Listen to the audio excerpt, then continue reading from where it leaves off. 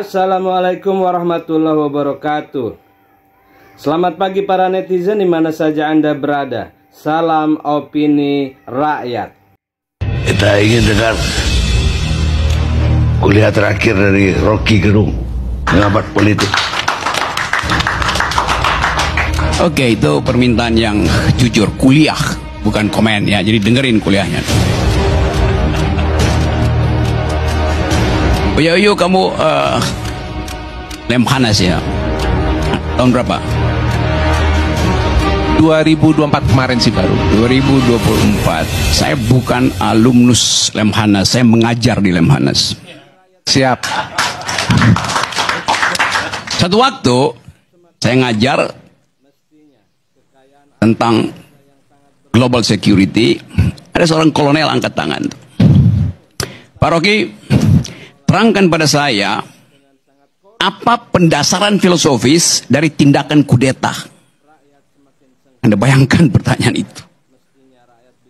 Karena di dalam sejarah kudeta, kedudukan kolonel itu strategis untuk memimpin kudeta. Dari Nasser sampai Khonasa segala macam. Dia ucapkan itu karena dia tahu ini adalah forum akademis. Dia ingin tahu secara detail tuh. Saya terangkan apa dasarnya. Apa yang membolehkan kudeta dan apa yang tidak. Apa yang boleh dilakukan dalam keadaan perang, di dalam use in bello dan use bellum, use ad bellum, kayak itu pelajaran-pelajaran filosofis. Nah sekarang kita mau lihat misalnya apakah kalimat yang diucapkan oleh kolonel tadi itu memerlukan klarifikasi? Tidak diperlukan, karena itu masuk di dalam diskurs akademik itu. Maka kita berdebat di situ tuh. Oke, itu sekedar contoh karena you ingatkan Lemhanas itu. Kita pindah pada istilah tadi Pak penasehat. Gonjang-ganjing publik ini akademis apa tidak? Pasti tidak itu kan. Sekarang coba kita bandingkan ya. Semua public statement akan menghasilkan public opinion. Pasti itu. Dan public opinion terpecah sekarang. Bayar. Public statement diucapkan di depan publik. Menimbulkan kontroversi. Bandingkan public statement bayar dengan public statement yang bunyinya hidup Jokowi, hidup Jokowi, hidup Jokowi. Apa bedanya?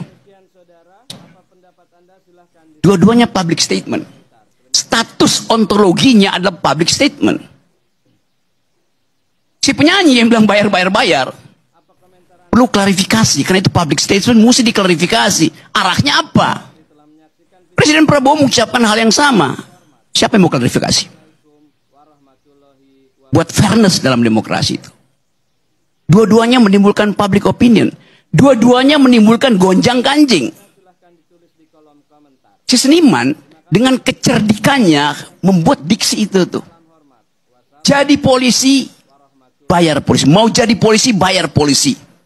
Kan begitu tafsir epistemiknya tuh. Mau jadi presiden, puji presiden. Sama statusnya. Sudah jadi polisi masih bayar polisi. Sudah jadi presiden masih puji presiden. Saya terangkan ini sebagai problem narasi ya. Nggak ada urusan saya dengan kekuasaan. Tetapi supaya fair, kita mau nilai juga kecerdasan publik itu sudah melampaui kemampuan tipu-tipu kekuasaan. Itu intinya tuh. Jadi kita mau anggap bahwa ini betul-betul terbuka satu prosedur demokrasi untuk mulai memilah mana yang menyebabkan orang ingin memuji, mana yang menyebabkan orang ingin mencaci itu. Kalau kita belajar hermeneutics itu, ilmu tafsir tentang narasi, tafsir tentang undang-undang, sangat mungkin si pembuat lirik bayar ini sangat mencintai polisi itu. Karena itu reverse logiknya dia bilang, kesel gue karena bahkan mau jadi polisi mesti bayar tuh. Artinya dia ingin jadi polisi, tapi dia ingin polisi itu bersih kan? Kan begitu psikologi terbaliknya kan? Hal yang sama bisa kita terapkan pada cara menganalisa narasi Presiden Prabowo. Hidup Jokowi, hidup Jokowi, hidup Jokowi. Jangan-jangan itu bukan pujian, tapi semacam satire. Yes, kan begitu cara kita melihat. Jadi sekali lagi kalau kita terangkan sejarah lebih lebar dan lebih tebal, ada situasi di mana kita kekurangan liberal mind, kekurangan democratic value, itu dasarnya tuh. Sehingga orang menyelundupkan itu melalui satire itu. Lagu itulah satire, pujian Pak Prabowo juga ada satire itu. Karena kalau dibuka datanya, memang faktanya sekian puluh persen, bahkan second di nomor 2 itu kebencian pada polisi itu ada di statistik tuh. Demikian juga kita perhatikan kebencian pada Jokowi ada di dalam statistik nomor 1 bahkan di kalangan mahasiswa tuh. Kan bunyinya adili Jokowi itu. Jadi itu yang kita maksud, kita buka ini supaya ada pembicaraan, ada academic discourse dalam masyarakat. Apa akibatnya? Kalau demokrasi tidak jalan, hukum yang bekerja. Penanda bahwa demokrasi tidak jalan, segala sesuatu adalah hukum. Kalau demokrasi jalan, tidak perlu ada hukum, karena saya bisa bercakap-cakap kok. Itu yang namanya democratic value, itu yang kurang di kita tuh. Selama 10 tahun, kita dibuat nggak boleh berpikir bahkan itu. Oleh undang-undang ITE, gugup dan gagap kita untuk berpikir tuh. Kalau di ruangan ini ada tulisan apa itu situ, no smoking. Di istana selama Jokowi memerintah, ada tulisan no thinking. Gak boleh berpikir. Yes, itu dasarnya tuh. Jadi kita mau kembalikan ini supaya narasi ini, polisi itu korban dari ketiadaan demokrasi itu. Indonesia gelap korban dari tidak terbukaan informasi, itu dasarnya kan. Jadi sekali lagi ini betul tadi Bapak, ini ide yang bagus karena dihubung-hubungkan dengan fondasi demokrasi adalah publicity itu. Kepublikan. ILC adalah lambang pertama kepublikan. Yang digergaji, bukan digergaji, ya digergaji. Kalau beringin ditebang oleh Jokowi. ILC digergaji oleh Jokowi. Itu yang jadi pengetahuan kita. Jadi saya ingin betul, saya dukung hidupkan kembali forum-forum ini supaya terbuka, sehingga polisi itu juga merasa oh ya demokrasi, ngapain saya mesti paksa masker dibuka, ngapain saya mesti, dia bisa terangin pada atasannya kan, itu adalah pendidikan demokrasi, itu ekspresi kesenian itu. Bahkan kalau kita ajarin sedikit, bapak-bapak polisi itu yang dibawa pakai bahasa Latin, ars longa vita brevi itu, seni itu panjang, hidup itu pendek. Sehingga si penyidik bilang, oh kalian berkesenian dan itu lebih panjang dari hidup sebetulnya. Kan indah kalau kita bicara begitu kan. Jadi itu yang mungkin tadi si Didi bilang, ya itu yang disebut sebagai mana yang benar tuh. Polisi, Vox Populi Vox Dei atau Vox Polisi Vox Dei. Suara rakyat dan suara Tuhan atau suara polisi dan suara Tuhan, mestinya sama. Karena polisi ada rakyat yang dipersenjatai, harusnya sama itu. Dan kita ingin supaya lebih baik nggak ada pemerintah daripada nggak ada polisi kan. Di Inggris begitu intinya kan, lebih baik tidak ada perdana menteri daripada tidak ada Scotland Yard. Karena bangga betul pada polisi. Jadi sekali lagi saya kira ini bagian dari upaya kita untuk membiasakan perbedaan pendapat. Kalau kita lihat misalnya di dalam perspektif dunia, anak-anak punk ini sama dengan anak-anak rockers atau musik jazz blues itu kan semua isinya protes kan.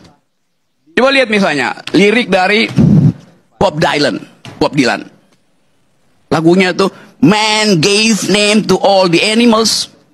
Itu liriknya itu betul-betul menghina kekuasaan. Karena kekuasaan itu disamakan dengan si babi, si anjing, si ular. Tapi dengan literasi yang sangat cerdas, dan itu yang menyebabkan Bob Dylan itu dapat Nobel di bidang literatur. Jadi semuanya itu biasa di dalam sastra itu ya, kritik yang paling tajam adalah dengan sublimasi itu, mensublimkan persoalan itu tapi dengan kedalaman itu. Nah kita belum biasa membaca itu. Aparat kita juga cepat, wah ini ujaran bukan, itu endapan sublimasi dari keadaan kan, itu dasarnya itu.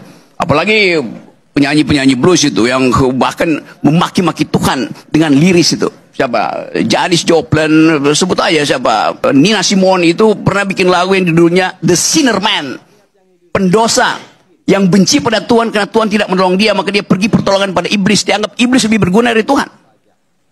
Jadi itu semua ada produk kebudayaan tuh. Dan semacam itulah yang kita inginkan, yang kehilangan harapan karena kita hanya dibiasakan membaca isi amplop bukan isi pikiran. Demikian saudara, apa pendapat Anda? Silahkan ditulis di kolom komentar. Terima kasih telah menyaksikan video ini sampai selesai. Salam hormat. Wassalamualaikum warahmatullahi wabarakatuh.